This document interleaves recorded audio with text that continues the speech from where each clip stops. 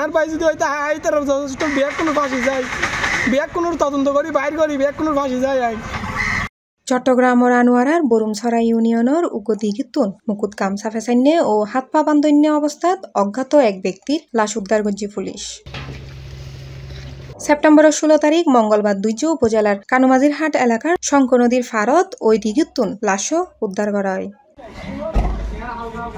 Police ও স্থানীয় সূত্রে জানা যায় সকালে দিঘিত লাশ বাস্তু দেখিলে এলাকাবাসী হলে থানাত খবর দেয়। পরে দুইজের দিকে পুলিশ ঘটনাস্থলত পৌঁছায় লাশ উদ্ধার করে। নিহতর বয়স আনুমানিক 35-40 বছর হইতে পারে। তার ফরনত আছিল গেঞ্জি ও লুঙ্গি, এছাড়া তার একশো উড়াই ফেলা হয়।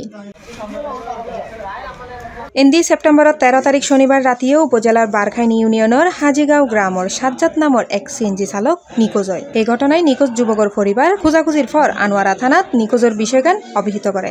আজ উদ্ধারকৃত অজ্ঞাত লাশ নিখোঁজ সাজ্জাদর বলে দাবি করে তার বড় ভাই মোহাম্মদ সাহেব। রাস্তার পাশে দেখি এখন দেখানোর পরে এখন আর ভাই মনে করেন ওরা মানে হাই জায়গাটা লইয়ারা মানে বুরুমসারা রাস্তার মাথায় লই এইগুলো লই যায়, ওরা মারি চোখ তোক লই ফেলি, চোখ তোক লই গাল তাল মারি, তারপর আর ভাই এরা গাড়ি লাগে এইগুলো হালত ফেলাছি। আর ভাই এই সম্পর্কে আনোয়ারা থানার অফিসার ইনচার্জ হয়।